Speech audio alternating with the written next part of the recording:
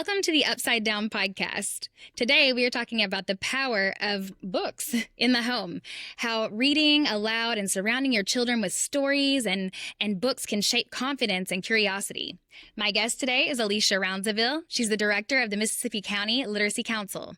She has helped adults and families alike learn to enjoy the love of reading. All right, Alicia, it's good to have you here today. Oh, it's nice to be here. I am so thankful that you were willing to have this conversation with me because this is so important, I think, to moms and dads everywhere, just families in general, to know about how impactful it is on children over their entire lifespan that their parents read to them in the home, both before they are old enough to read themselves and even when they are. You know, I am a former English teacher, and you doing what you do, we see the repercussions of not having books in the home, right? And we see the benefits and the privilege of having books in the home as well. And I think there's a large difference there.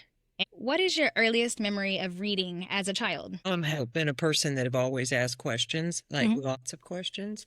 So I remember distinctly, I was probably 7 or 8 years old, and my mother, for one Christmas, gave me a book with 365 questions and answers.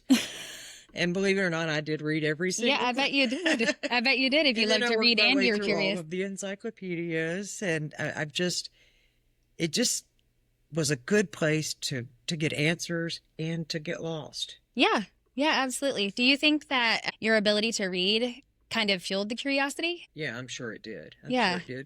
In my day, we had what they called SRA readers, and it's basically a leveled reading system. Yes. And I guess I loved to read so much that I was always way ahead of my grade in reading the different modules that you would work. And that positive reinforcement made me want to keep reading. Yeah, absolutely. Would you say that you grew up in a home where literacy was made to be a priority? Do you think that you had books in your house and that is one reason why you did love reading so much? I'm pretty sure that was a big catalyst for it. My mother didn't, she was very supportive of us being in school. I don't remember like family story times and things like that. But books were always available, encyclopedias back in those days, in the world books. And it's like Google in a book. Exactly, Google in a book.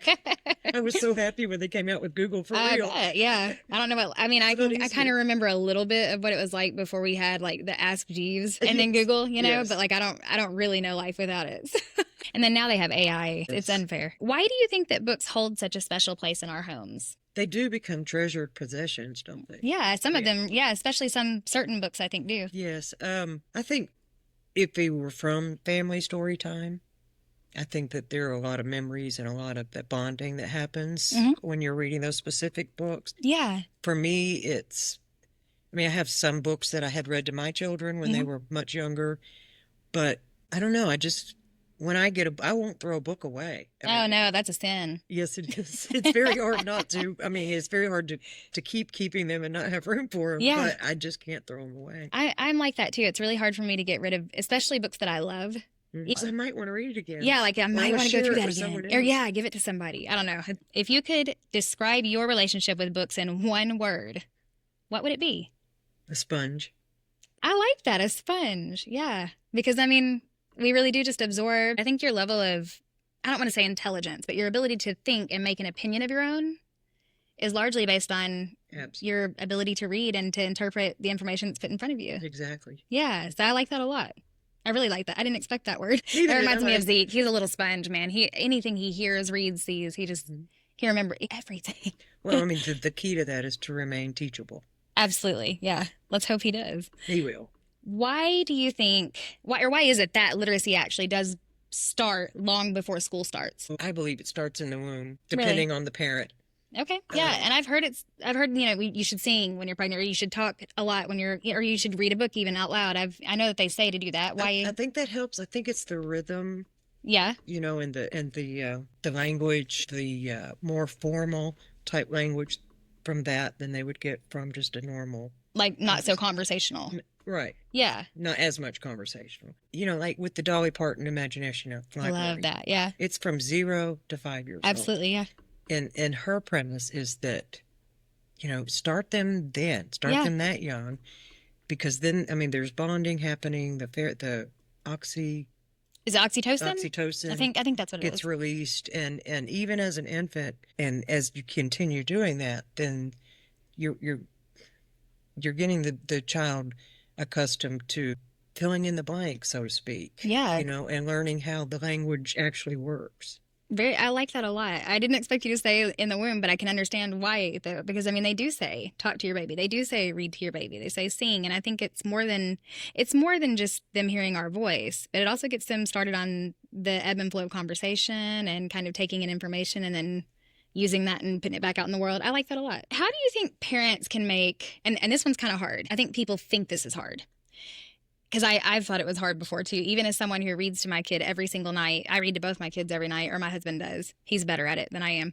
But why do you think parents think it's so hard sometimes to fit books into their daily schedule? I almost have a funny answer to that. You can be funny. We like funny here. Well, most people think, no matter what it is, most people think that they're too busy to do something. Oh, yeah. And I think that, I mean, like for me, when I was raising my kids, and it's been a while, but I mean, that just is my routine, Yes. and that you just add that into the routine. It almost becomes habit. It almost becomes habit, but it doesn't, I mean, even 5 minutes, if it's a regular, consistent, warm exchange, whether you're reading to your child or the child's reading back to you, Right. you're still got, You're getting you're that encouraging experience literacy. and that learning and that. Even at dinner time, if I'm too busy to read, well, during dinner time, have an audio book going. Yeah. Let the child read the recipe or, practice. Right. I mean, That there's reminds lots me of of being a different. kid and reading on the back of the cereal box. Oh, yes. Cereal know? boxes were my favorite. I love to read the back of the And cereal I've box. noticed that they're not near as full of as they. I haven't even paid attention to one. I should, though. I should put that right in front of my kid because I know he'd read it. Well, I kind of like Captain Crunch. Oh, I love Captain Crunch. And I caught myself the other night reading the cereal box. Yeah. Like I used to, and trying to play the game and the there were maze and- like little like mazes and Yeah. I forgot about all that in the back. And there were like contests sometimes. Like Oh, if you like yes. peeled off something, you could Of like course, there put it was in the also jar. usually prizes too. and- Yeah. I wonder if they still do that on all. I need to pay attention to our cereal boxes clearly. So you talked about making it a habit, and I think that's one thing that has helped Jared and I and our kids to do it so easily.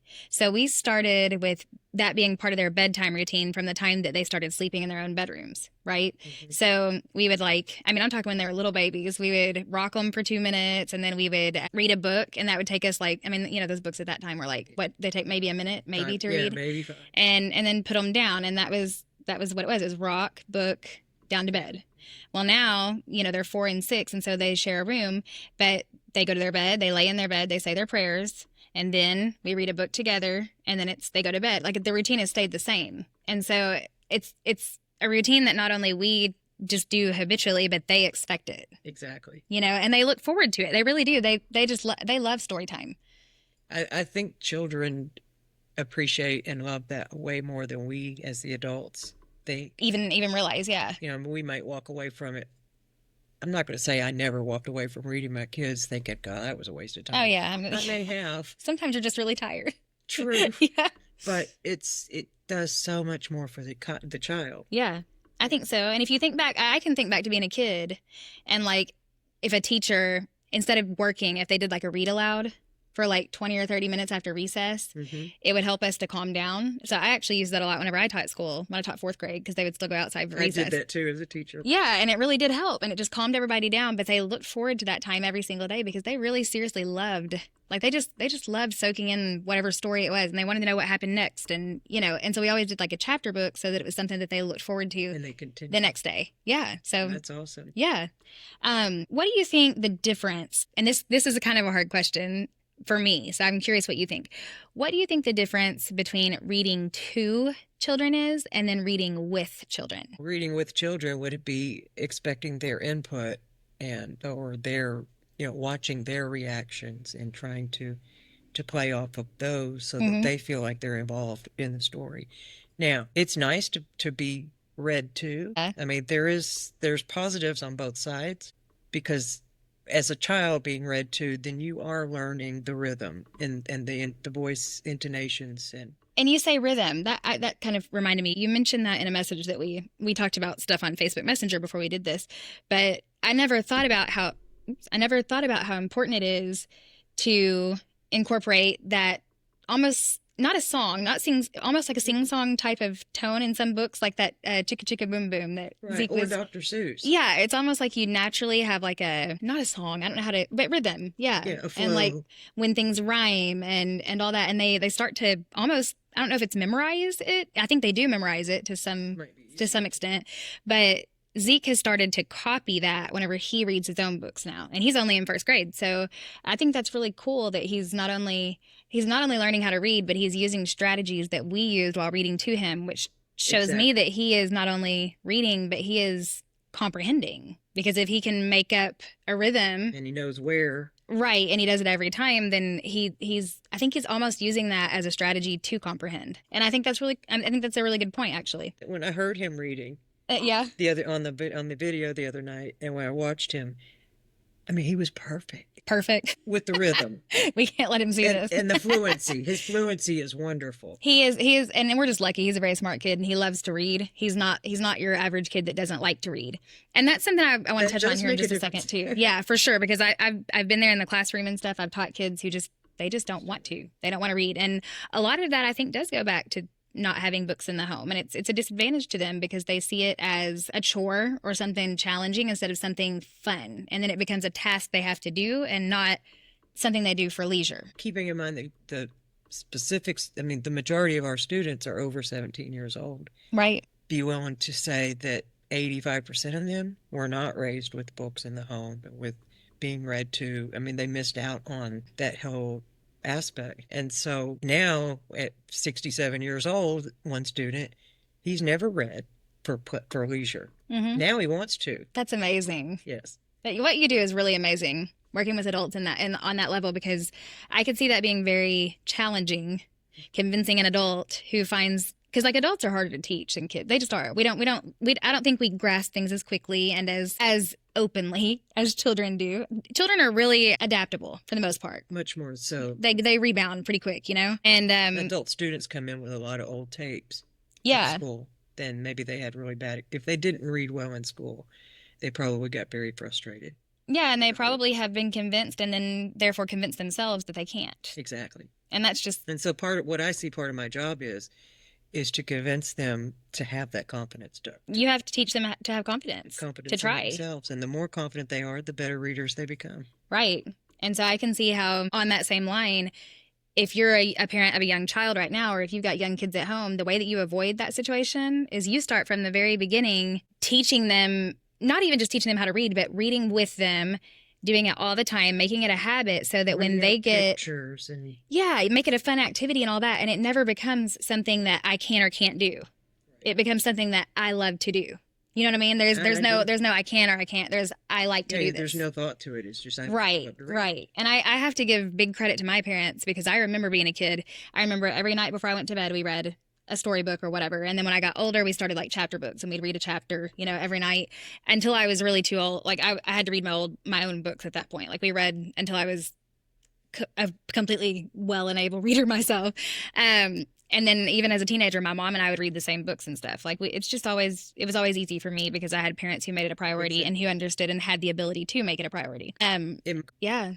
And that's actually really common if you look into the years. It is. And both of them were raised in Mississippi County. I was not. But when that became my mission, because there apparently wasn't anybody around for my grandparents to help them read. So that's how I got into this. That's amazing. I'm glad you shared that with me. That's really cool. I think now in this time period, it's so important that we can read. We can't write if we can't read. Right. Well, we can't do math. Right. We can't function. Any other subject. If you cannot read, you have no real freedom. Right. Absolutely. Because you have to depend on somebody to, hopefully they're telling you the truth on what they're reading to you. Yeah.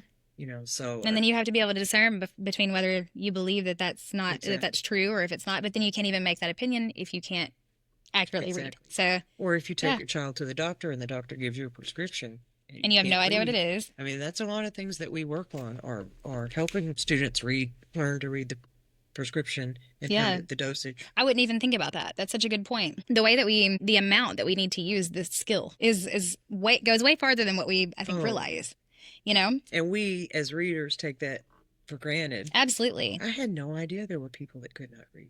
I really didn't either until recently. Like my whole mission is to encourage, young families to start reading in the home and stuff so they don't get to a point where they have to come to you when they get older, if that makes sense.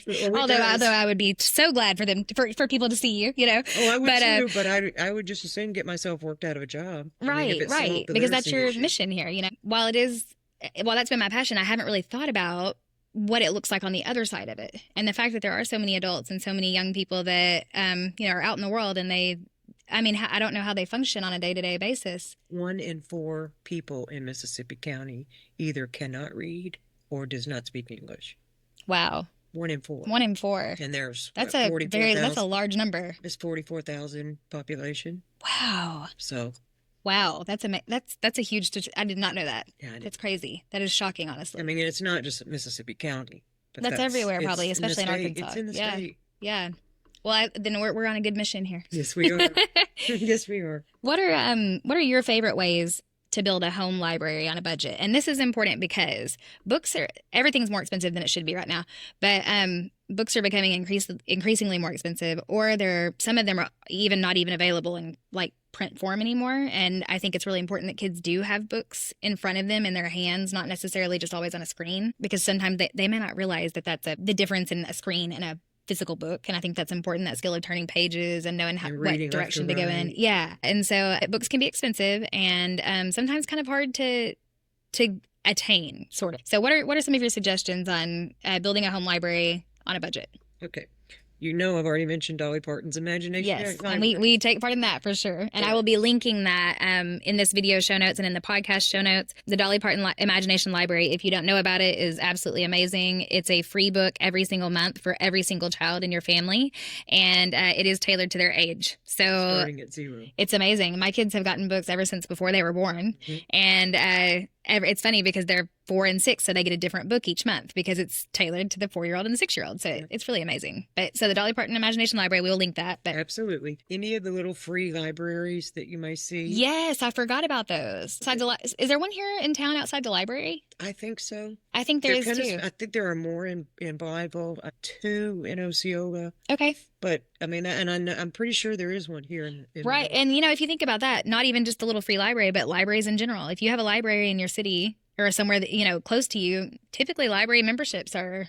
A lot of them are free. Check books out, but a lot of times you go to the library. I know at Manila for sure, they'll have free books. Right. That they're not going to keep putting on the shelf, so they just give them away. Just give them away. And a lot of like the ANC library does the same thing. Oh, okay. That's a good resource there.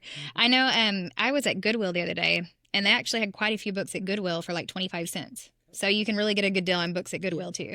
But keep in mind, it's not so important the number of books in your collection. Okay.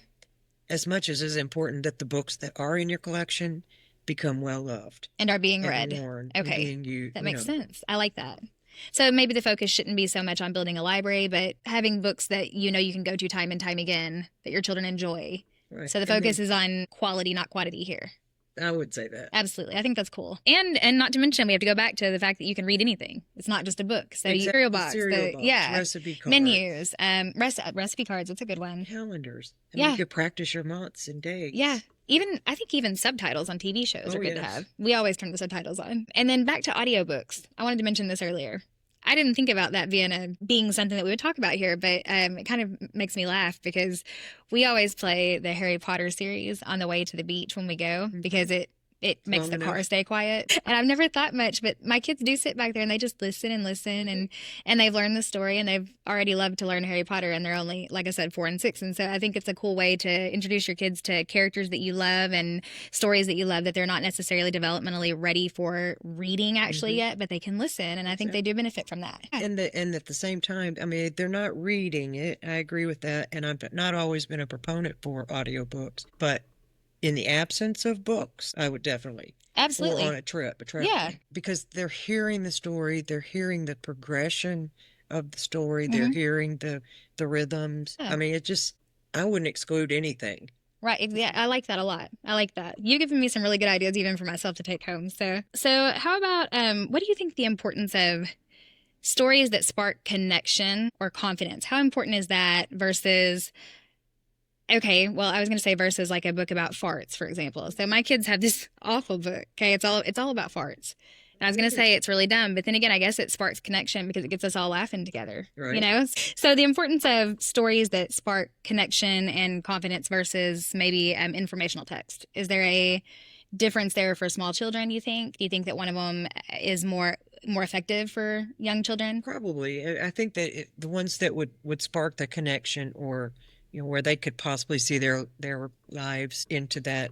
I mean, that's a whole different way of thinking, and that's more critical thinking skills in the Yeah. long run, as opposed to, and I am all about the nonfiction books. I love them. Yeah, I'm a I do history too. geek, and so most of those are nonfiction, but it touches a totally different side of my brain.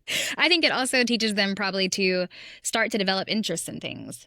True. So like I like this, so I'm going to read that. Whereas maybe I don't like this so much, I don't really want to pick up a book on that. It kind of gives them a way to it gives them the idea of starting to choose their interests. True, exactly. Which is important as well. And that's a definite carrot or enticement mechanism for children to get interested in reading. Oh, absolutely. Yeah. I mean, if you're interested in baseball or dinosaurs, read about dinosaurs. then you get books. Read all the books about dinosaurs. Exactly. And before you know it, they'll be able to tell you what every single dinosaur is. Because they'll see it and they'll, it just. Yeah.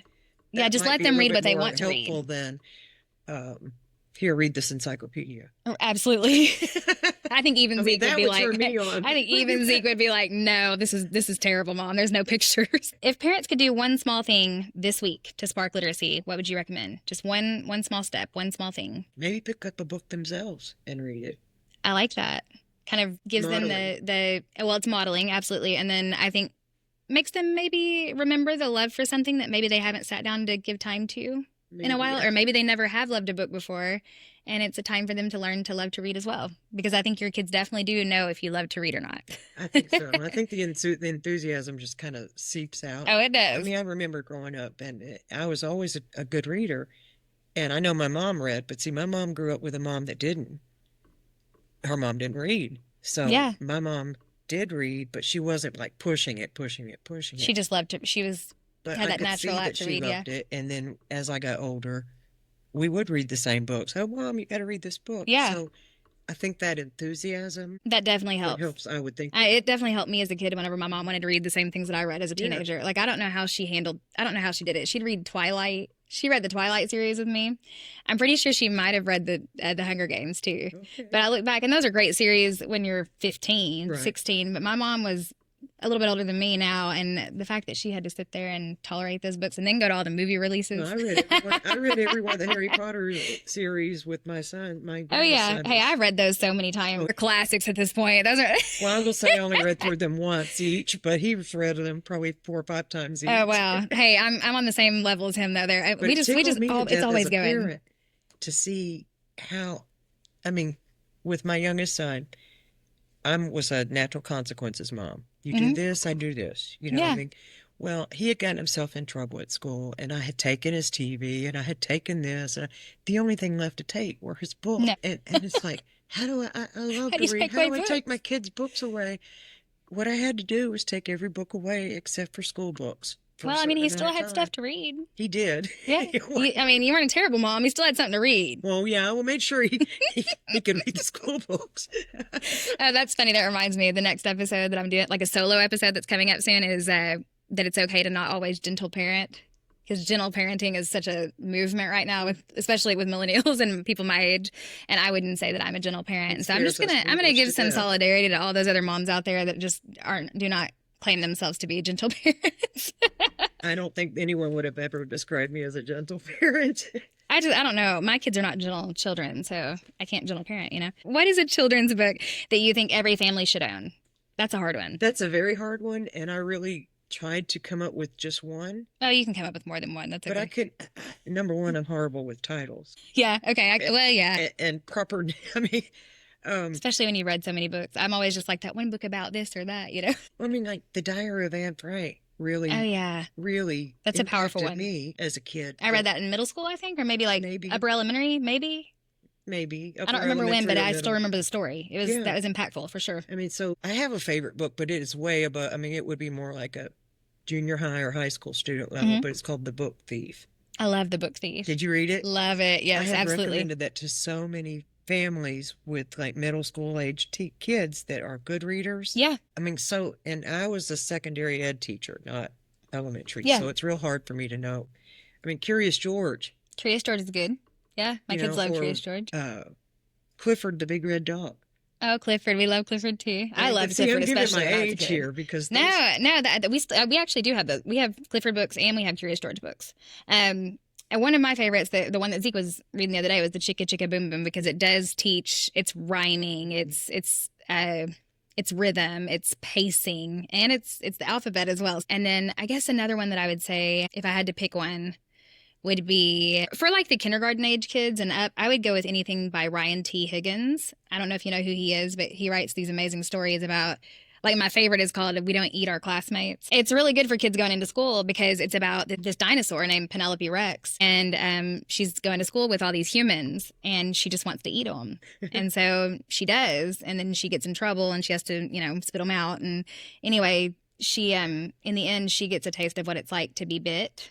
And she realizes that it's not so cool to bite your friends. And so then whenever she learns that, she makes friends because, she's no longer eating her classmates. And so it's a cute one for wonderful values to express. It is. And it really makes your kids laugh. It's a fun one for both parents and kids to read together. And even my 4-year-old really benefits from that book too, because while he's not necessarily old enough to really be involved with it as much, he still listens and he laughs the whole time. So that's giving him that interest, that level of interest. So okay, this little fly that's flying around is killing me. Where can listeners, if they need to or if they would like to, where can they, because you never know, somebody might be listening to this that's like, there's somebody out there that could help me and I would like to learn how to read, or I would like to learn how to read better, or maybe they've always been too scared to even ask for help, because I could see where it would be almost a shameful thing to some people, and it shouldn't be that way at all. And so if they want to get in contact with you, do you have a way that they can get in contact with you that I could put in show notes, or that you could say? My name's Alicia. We have a Facebook page. I'll put the show link, your contact information, any information at all that you might need to get a hold of her. I'll make sure that it's in the. But we'd be happy to hear from you, even if you're a parent that wants to be able to help their child in school. Right? Yeah, absolutely. Maybe you need help brushing up on some math, or brushing up on, and we do math. Oh, so you offer other, almost like tutoring in a way? Or that's what we do. Okay, yeah. Yes. Yeah. And we do one-on-one tutoring, or we do classroom. Very cool. Style. But it's math, reading, financial literacy, digital literacy. We're doing the wage certification, which is a workforce entry type program. Yeah, okay, I've heard of that. Yeah. And that's new for us this year, but we've already got having a great participation already. Awesome. And we've got a community garden that we're teaching. That's cool. Reading and math through community gardening. And yeah, y'all are doing a lot of cool stuff. You've got more going on there than what I realized. That's really neat to know. Anything that you would like to leave our listeners with? Any piece of advice? Any last words? Any sort of statement that you would like to leave with them before we close this out? Well, if I had a statement to parents, it would be try to express the enjoyment that comes out of reading, as opposed to, oh, this is homework or this is a chore, because it doesn't have to be a chore. If we start early, then it becomes something that the child expects, appreciates. And I think that we limit ourselves if we say you must read 10 pages a day. Oh, yeah. Every day, because if you told me that, I'd say, well, I'll see you next week. It automatically becomes something that you have to do and not something that you choose to do. So if we as adults and as parents, caregivers, if we can model that enthusiasm and the joy that we receive, I think that we would go a long ways with it would go a long ways with our kids. Yeah, I agree. I mean, if anybody needs me to link the fart book, I can. It will definitely. You can't not laugh when you read it. See the fart book. I'll have to show it to you. All right. That might be a good tool with the students that I work with that don't speak English. Oh, yeah. That might be I can let you borrow it. You can borrow it. Well, Alicia, thank you so much for being here and for being willing to do this with me. I'm so thankful for your input. I'm thankful for your willingness to share your knowledge, to share your experience, and to give our listeners some kind of pointers and advice on ways that they can help their children become better readers. I think sometimes it seems like a hard task to someone who doesn't love to read, because maybe they didn't never know that you could love to read. And so sometimes I think just being able to reframe your mind and kind of make that decision for your own self that, reading is good. Reading is something that I can do because I want to know more about something, or because I want to make the story about something, or I want to create an opinion about something. It's not something you have to do. It's something that you do to benefit yourself, right? Exactly. If you can reframe your mind in that way, maybe it will help you to approach the reading to your children in a softer way and not seem so much like such a large mountain to climb, if that makes sense. It makes perfect sense. Also, it's never too late. No, absolutely It's not. And you never would know too that with all your students, I'm sure. It's Yeah. never too late. I was a late bloomer with my degree, my college degree. I was Mhm. 40 something by the time I finished it. Well, there was 25-year break in there, but it's never too late. I like And that you shared that, especially specifically that, because I have quite a few listeners that I know of personally that are kind of in life in this weird stage where they've been maybe either didn't finish school in the beginning or they did and now they want to change careers. And we're in our mid 30s, some of us, and it's like, they're like, oh, is it too late? No, it's not too late. It's not too late to read. It's not too late to change your mind. It's when I not made too the late. decision, I had both of my boys were in middle school, Mhm. 2 grades apart on 2 different football teams. But That's you a know lot. what? When you make your mind up that that's what you're going to do, you find a way to do it. So it's Absolutely. never too late. I like that a lot. Yeah. Thank you so much. I Thank do you for mean having that. me. And I hope that we have you here again. I hope that you are willing to come and sit in this tiny little studio again Oh, sure. and be As on the long as you make podcast. sure the fly's here too. Yeah.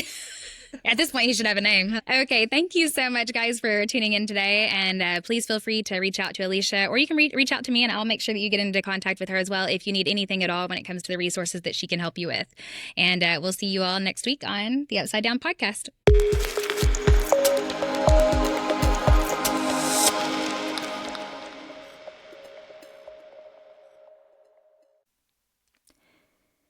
Thanks for joining me today on the Upside Down Podcast. I hope this conversation encouraged you to laugh a little more through the chaos and to see the beauty in our differences. If you loved what you heard, please hit subscribe, share this episode with a friend, and leave a review. It helps more families and teachers and people in general find us. Until next time, I am Alicia Burks, and remember, the upside down moments are often where the magic happens.